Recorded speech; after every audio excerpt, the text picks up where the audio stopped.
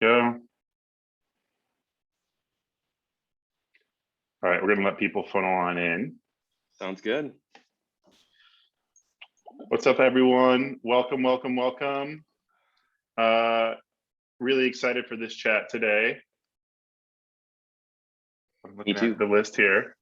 All right, shout out where you're from. I want to hear where everyone's from. We've been doing this. I stole this from another webinar guest, and it's been fun. So shout out in Q&A where you are joining from today. Typically, we have 3 or 4 continents on a webinar. Let's see if we can get there today. We got one already. We got North America. Yeah, I'm in Ireland. If that counts. Oh, there we go. Right now. No shit. I don't. Yeah, just like a working vacation with my family. So, but yeah, awesome. Yeah, keeping up the grind while we see the world a little bit. So yeah, nice. We got Florida. Awesome. What else? Here we go. Charleston, Cincinnati, New Jersey. Awesome, awesome. Miami, welcome. We're gonna let people funneling in for another minute or two. This is being recorded. Redcar, the northeast coast of England. That sounds pretty cool. Yeah, so welcome, welcome. Really excited to chat with Jeromy here. If you guys have any questions, please let us know, put them in chat. We're gonna treat this a little differently today as a fireside chat. We'll have some slides, there's some backup. And yes, we are recording this. So we will send out the recording. If you have registered, we'll also do a blog recap. So please let us know if you have any questions, things like that. But let me get started here. Awesome. For those of you that don't know me, my name is Mike Pruce. I'm the founder of Visible. And today I'm joined by Jeromy Sonne. Jeromy is the CEO of Decibel. He's a multi-time founder, really a great background in marketing. And today we're really just going to get into RUVs, Rollup Vehicles, a newer product that AngelList has offered. I think something that's really fascinating for me is this whole movement you see of founders backing other founders. And I think RUVs are certainly an interesting part of making that happen. But yeah, if you have any questions, like I said, please feel free to leave them in Zoom. We'll try to get to them either real time or towards the end, depending on if it fits in our flow.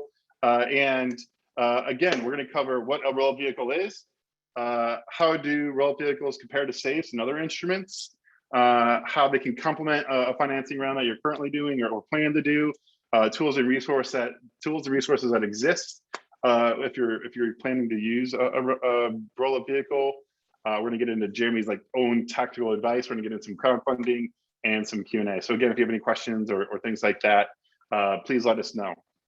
I'm going to go ahead and clear out Q&A real quick, just so we got that cleared up.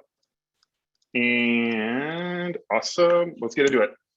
So Rollup Vehicle, this is from AngelList directly, are special purpose vehicles that allow founders to consolidate multiple smaller investors into a single entity. That's like the boring definition.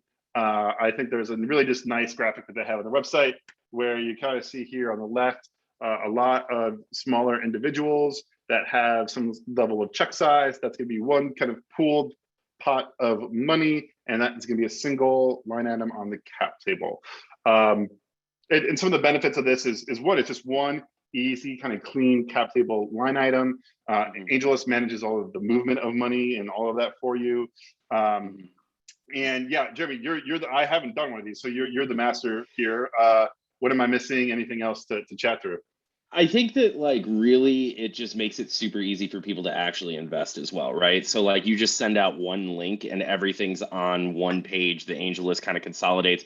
People can make their decision and make the investment there just without any more friction than that. So I really, that's a big part of it too, is the collection process is really easy. But yeah, basically you've got it. RUVs are kind of, this really simplified way of raising lots of money from small angels. So yeah, that's a great point. I think that's maybe the biggest benefit is that you are opening up theoretically access to people who can write maybe that haven't written checks before. I've done some of these myself because you can put in as little as is there a minimum? I've done 1,000. Is it lower than that? even? You set the minimum. I don't know if you go lower than 1,000. I know that like the default is 1,000. You can go higher, but we just went with 1,000 for us. So Yeah, it's awesome. It handles it all for you. And then what about fees? Can you talk about fees? Who covers the fees? Is it part of the total round size? Do investors cover the fees? Are you covering the fees? Who's managing the fee structure? yeah, so here's the cool thing. AngelList in, I want to say it's like 97% of cases or something, there are no fees. So literally it's, yeah, nothing except for like the filing fees that you would pay for, any angel investment that you would do anyways. So there's no like, AngelList doesn't charge anything for it in most cases. I think that there's some cases where they do, but those are kind of outliers. So Okay. Okay. yeah. And let's say you go raise another round, maybe a priced round. Mhm. I think another benefit here is you are the signer of this Mhm. special purpose vehicle, right? You're not having to go chase down signatures from hundreds or thousands of people. Is that right?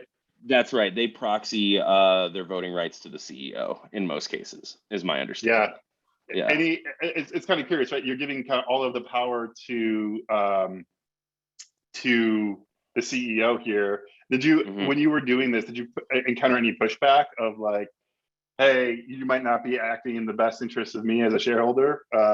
Or is it like, hey, we're founder first, like it doesn't matter, we just want to back you, the founder, and what you say goes? I think that one of the things is like it's early enough, and like we had some good traction, and like I like where we're heading in the right direction. But I think it's just so early in the process that it's kind of like the people just want to get in, and there's not really like all these complexities around the cap table and like incentives and things like that. Like I think that I basically had a conversation with my co-founder who I was like, is this good with you if I like get this extra voting rights? And he said, yeah, it's no problem. So it was like a 1 minute conversation. But otherwise, yeah, we didn't encounter any kind of pushback or anything. Yeah. So And how is it different than a safe, or how does it complement a safe? well, right. So I would say that they are like they're different in the sense that like we did an RUV that was safe terms, right? So like a safe is like what one way of doing an RUV, right? You can also I think Sure. you can also do price rounds and things like that. It just depends. So they're almost like separate concepts, but our safe our RUV was a safe at the same terms as our direct angel investors. So Okay. There we go. Here's some good questions here. How is it different than an SPV? so I believe that an RUV is a type of SPV. So it's like a type of special purpose vehicle. I don't believe that I think it's like a subset of the types of special purpose vehicles that you can do. Yeah, I think that's accurate. I'd say always like ask your lawyer, but I believe Hmm. it is kind of more marketing on AngelList than anything. It is an SPV, and it is just that the founder controls it, and that's the big difference is that the founder controls the SPV, and there's not a third party that is controlling it. So, but again, ask counsel. But I think it is a type of. Nicholas says, my friends want to invest in my business, but they aren't accredited investors. Can RUVs help? I believe they have to be accredited investors to do that. I know that we only shared our RUV with accredited investors. I think that all those rules around angel investment still apply. Yes, But again, I with all of this, I am not a lawyer. Like this is just my experience I'm conveying. yeah, yeah.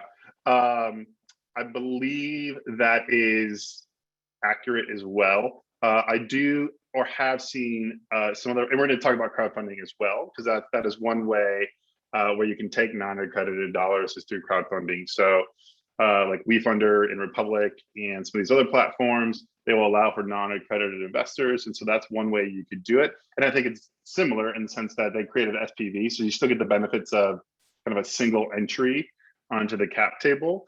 So that is something that might be worth looking into, and we'll certainly talk about that. In terms of Carta, that's something I actually can't answer.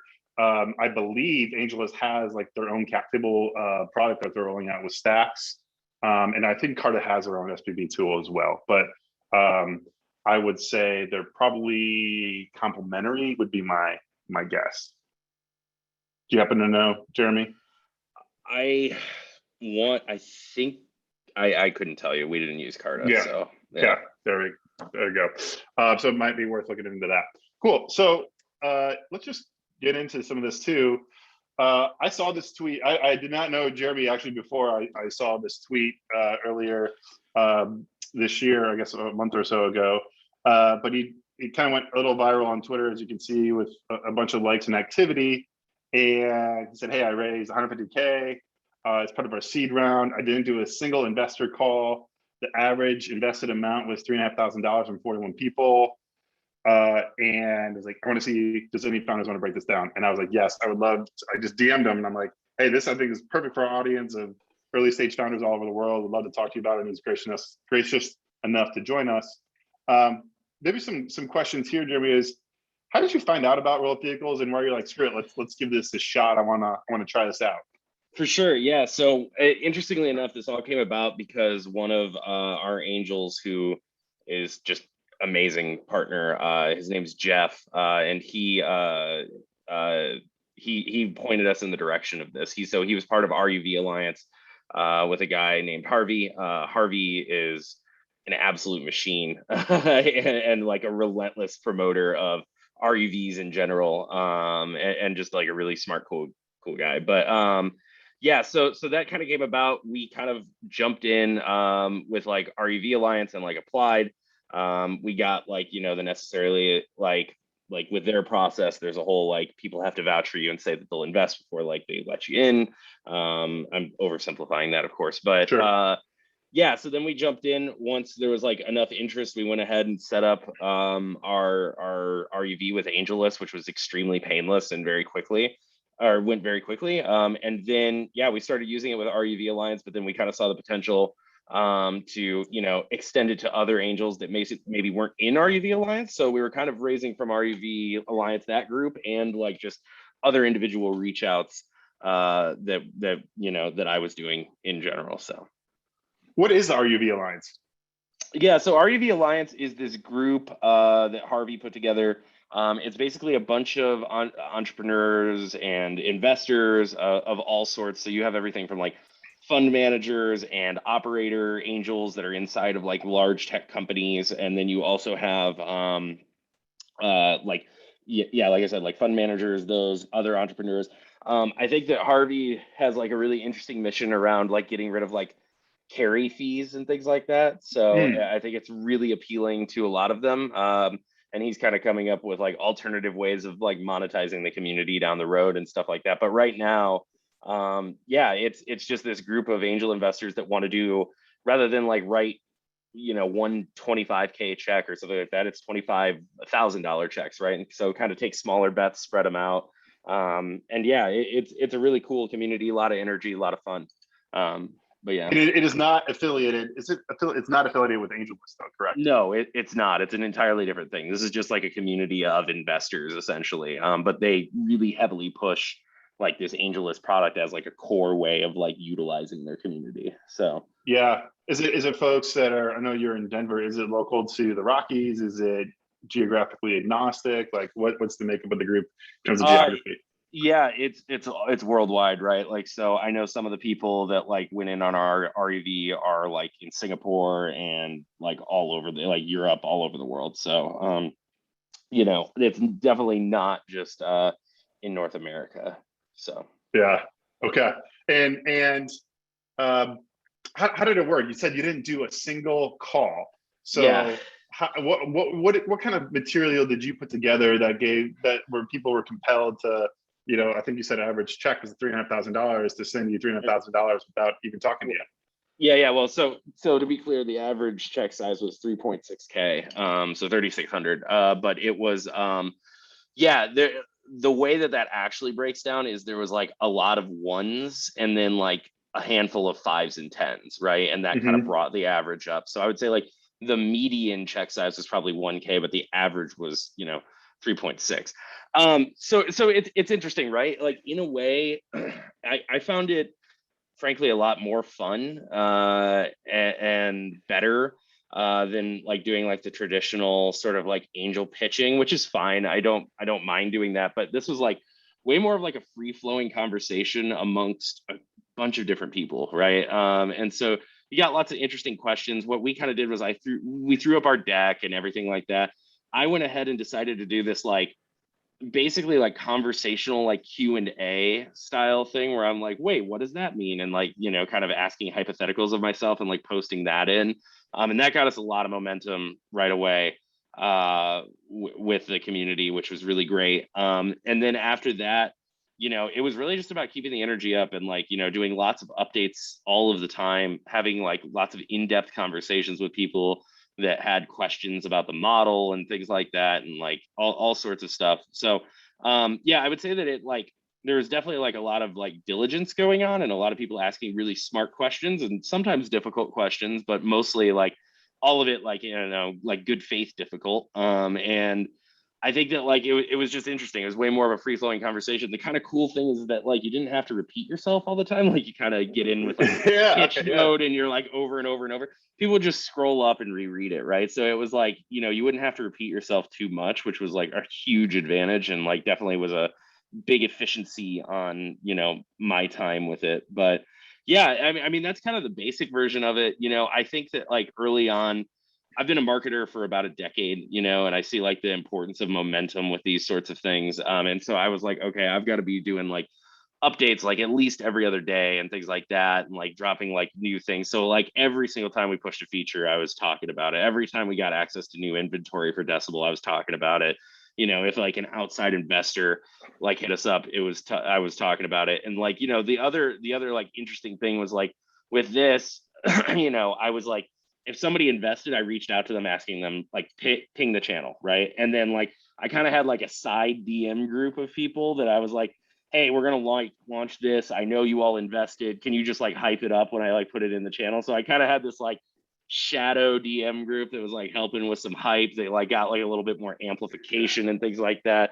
Harvey shared this graphic. It was like of all of the channels in like that, I think that at one point we were taking up like 25% of all of the messages sent across the entire thing. Every like there was like 10 live deals and like a bunch of other community channels. And so we definitely kept the energy up for sure. So that was a lot of fun. That's smart though, right? You're taking people that have already invested and just turning them right into social proof, like for your business. That's super smart. Mm-hmm. You mentioned product updates. What else were you pushing in terms of updates, like new customers? Like, were you just kind of just an open book and just sharing things? And then maybe a second question is, were you ever sharing like bad news or like challenges or places where you might need help?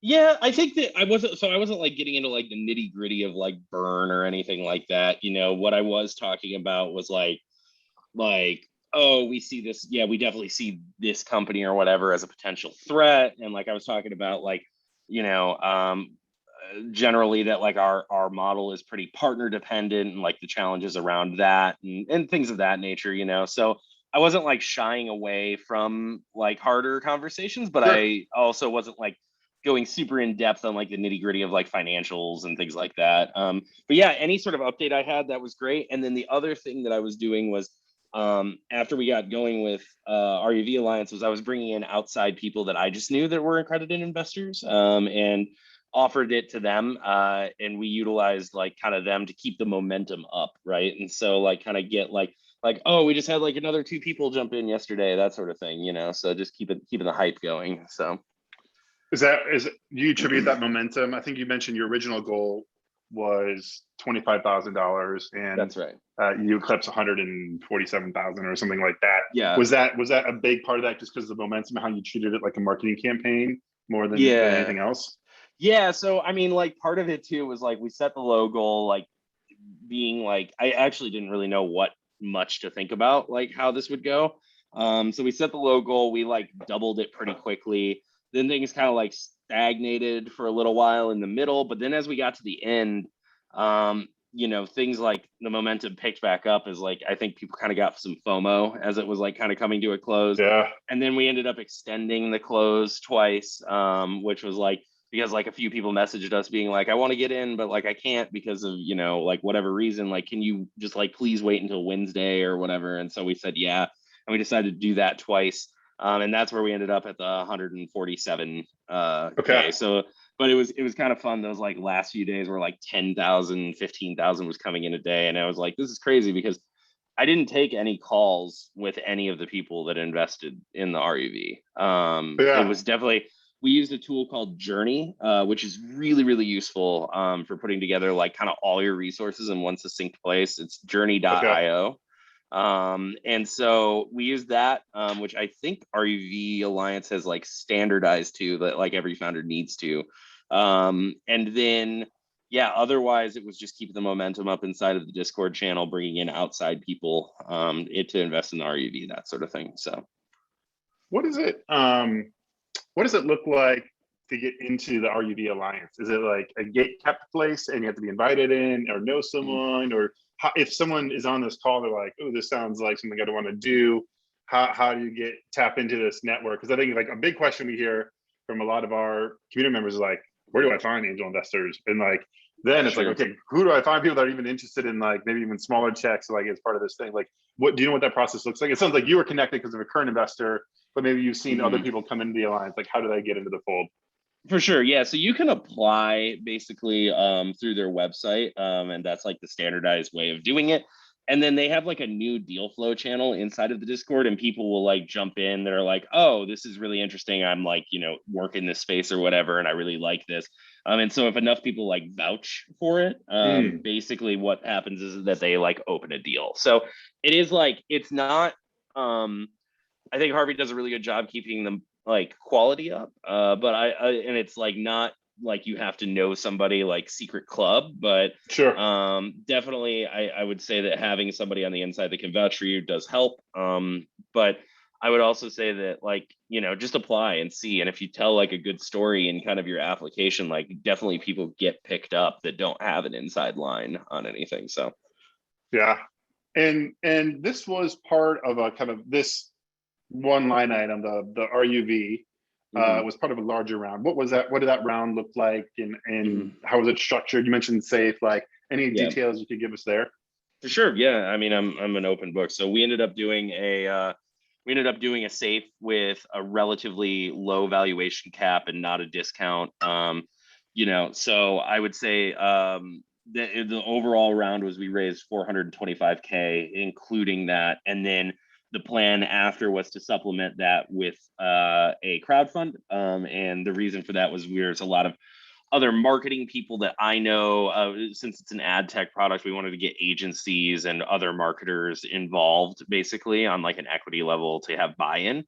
And so that's why we ended up doing a small crowdfund as part of that. So the 425K plus the crowdfund. So Got it. Yeah, we're gonna get into the crowdfund too in a second. But yeah, maybe we'll just wrap here. Like any maybe not mistakes, but like things you learned that you would do differently next time as you put this RUV together, like things you would change. It sounds like you might even be thinking about another one in the future. Like, what did you learn the first go around that you would let people know? Like, hey, I'm flagging that just so you don't have to do the same problem I ran into.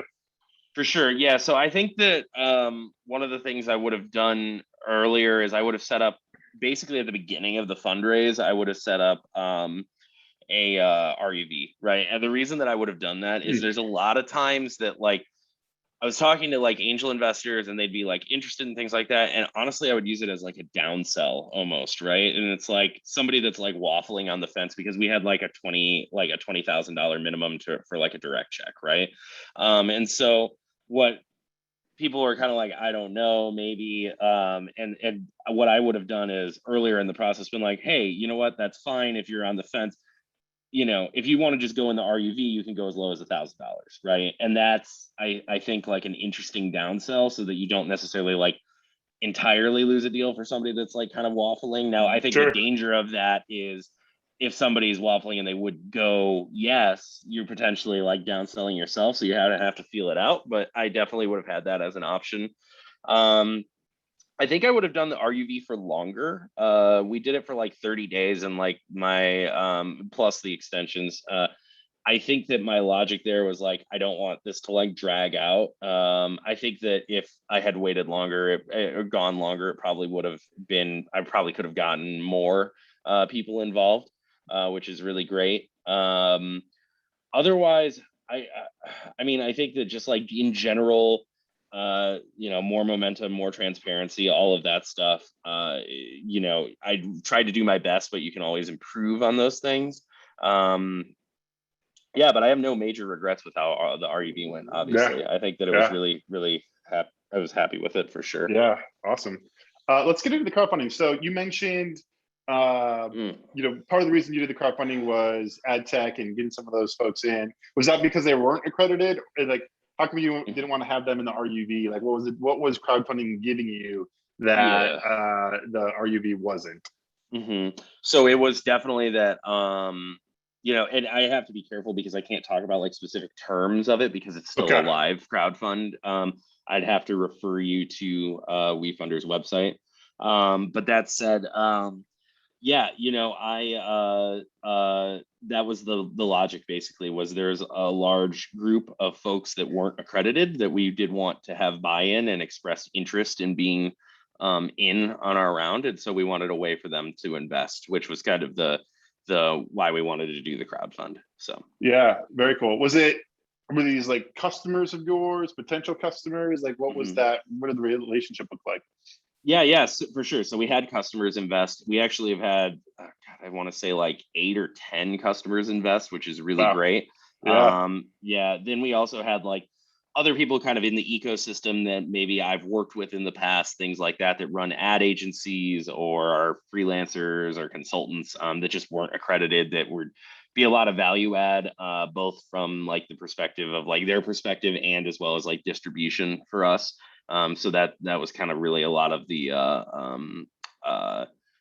motivation, essentially. Yeah, it's really interesting. Like, there's one trend which is like founders backing other founders, and then there's this other trend where you're starting to see companies carve out part of the round for like customers. Like Mercury recently did like a big round, and I think they carved out like $5 million of their round for their customers. So it's really interesting to see that emerging where you're getting like your customers on your cap table, which I think is pretty amazing. What are we talk about some of the pros? Like, on Twitter, I've seen you mentioned some of this stuff, but like, what are some of the cons that you've seen emerge from running this crowdfunding campaign? Yeah, so I mean, I'll just be transparent that I don't believe that I would do a crowdfund again. And there's a variety of reasons. I'm glad that we did this one because I did want like our customers to be able to get in, and I did want those partners to be able to get in. If I was to do it again, I would go with Republic, not with WeFunder. Their fees are a little bit higher, but from what I can tell, they invest a lot more in like the marketing side of things. WeFunder, without like going into like a big like kind of bash WeFunder session, which is not my intention here. WeFunder is pretty opaque with a lot of like things around, especially like your valuation and stuff, and so they ended up kind of forcing us into a non-ideal situation. And so I'm not happy with them. I would not work with WeFunder again, and I would caution people to be careful to work with WeFunder. Were they moving the goalpost on the valuation? Like, did the terms differ from the round you did with the SAFE and the RUV? Yeah, so initially there, that was it. So when we started, basically, again, like I can't talk specific details on deal terms, so I'm going to talk at kind of a high level, and hopefully that it makes sense. Basically, when we started our SAFE and RUV, the terms were, we started that back in like May, started raising. And obviously during that time, we had substantive progress with, new employees and partnerships and revenue and things like that. So we were like, okay, when it's time to do the crowdfund, we'll do, this jump in valuation, which we felt was really justified. WeFunder heavily pushes something called early bird terms, which is basically, okay, you set terms that the first X number of people or X dollars that come in have one valuation, and then it jumps to a higher one. We set this up, and then what ended up happening was we found out after we'd set it up and after a significant number of people had made reservations that they only allow a specific jump, essentially telling you by proxy what your valuation can be on the WeFunder platform.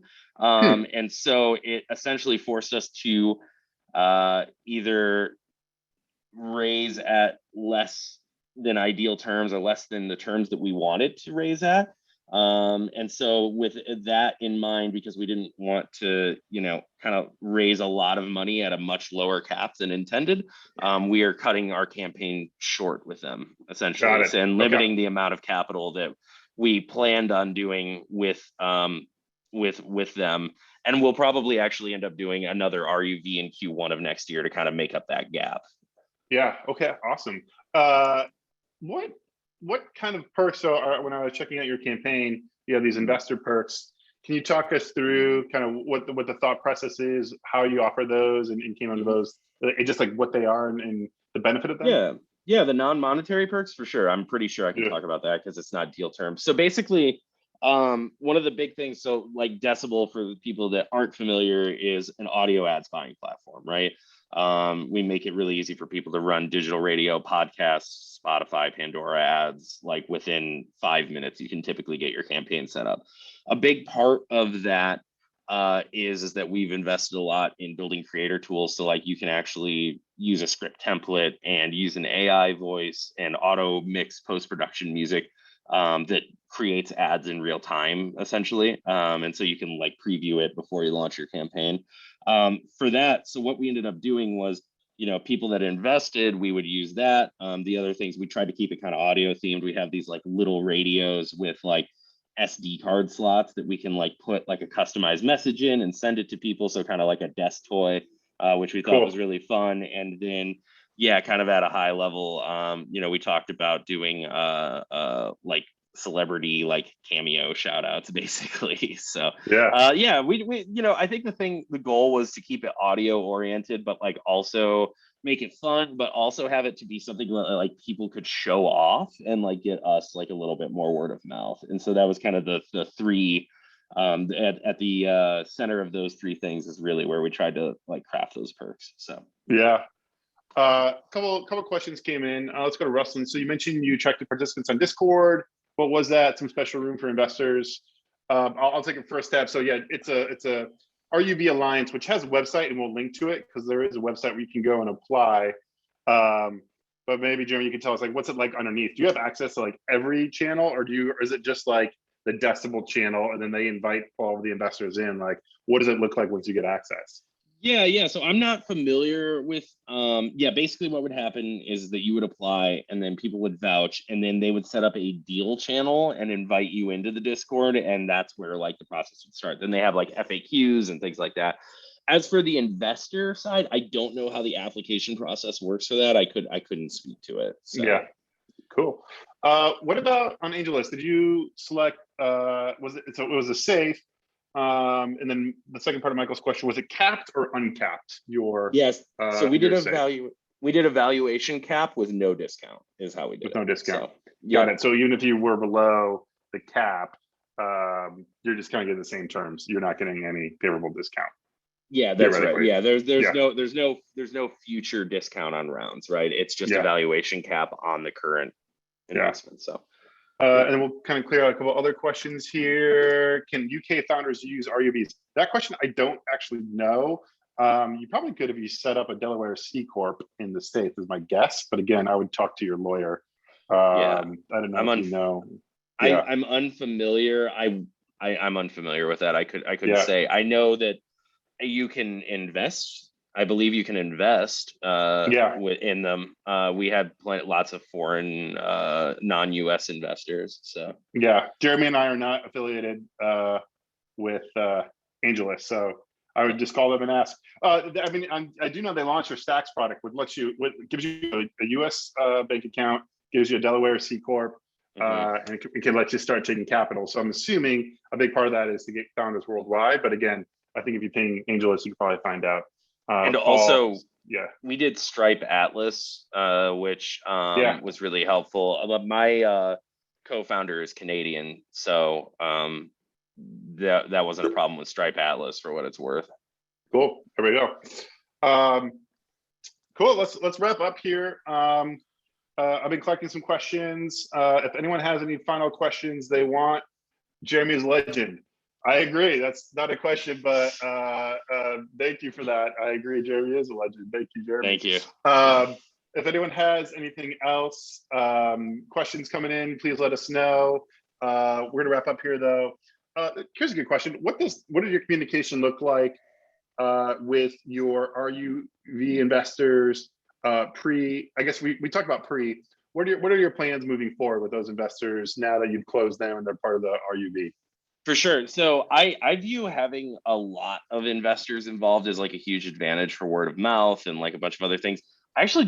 We created another Discord for like our community and our investors. And so we just moved everybody over to our Discord channel or our Discord server. And we've just kind of kept the party going basically. Yeah. So yeah, it's awesome. been fun. Let's see. One question we answered around how should founders get started in RUV. We're going to send out the link to that.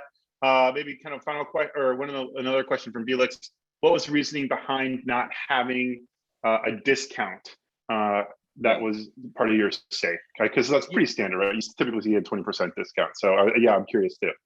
Yeah, for sure. No, I mean, for us, so when you look at the safe documents, right, they have the cap or the discount or the cap with no discount. I think that for us, it was a little bit easier to communicate kind of that we were trying to give people a good deal by getting in early, by having like and it's not a valuation, but kind of the implied valuation that comes with a valuation cap. And so I think that was really enticing. And actually it's something that if I was to do, another company in the future or something like that, hopefully not, hopefully I'm just with Decibel forever. But, if I was to do something else in the future like that, I would definitely do that again, because I think that like investors saw that number and like, oh, this is like a really great deal as compared to like, we had like, I mean, I guess just to be transparent, since it's closed now, we had a 5.5 million post money cap. And so like when a lot of the YC startups with like revenue are raising at like a 25 million post money cap and things like that, investors see us and we have like, revenue and growth. And they're like, okay, this is a much better, like from an actual investment standpoint, potentially better deal, right? Like than like a lot of the ways that other startups are pricing themselves right now. So you basically, assuming if you're after the cap, you gave up 10% roughly of the company, if I'm doing right, right? It's a little less than that. It's less than that because it just depends. But yeah, it's a little less than that, is my understanding. It also heavily depends on where our A round falls, which is like what they'll end up with percentage wise. So with like the safe, you're of course like kicking the actual like priced round down the road, and then like there's a cap, so that obviously like there's advantages there, but yeah, it does depend on the A round what like the actual percentage outcome will be. Yeah. Someone wrote in, can we get access to a step-by-step guide on how to set up a market or RUV? I know you wrote a blog post about this, Jeromy. Any other resources you know of, or like someone can just get a little bit more info? Yeah, I haven't done a step-by-step guide. The blog post I think would be, I believe is worthwhile to read. I did write it, so take that with a grain of salt. But yeah, I mean, I don't know of any step-by-step guides. I would say that if you want to learn more about RUVs and stuff like that, follow Harvey on Twitter, and I can get his actual like Twitter handle. Yeah, I'm making a note. Let's see here. It's at Harvey, and I apologize. I think it's Multani. Okay. And I will put that into the chat. Yeah, put it in the chat, and we will. Awesome, there it is.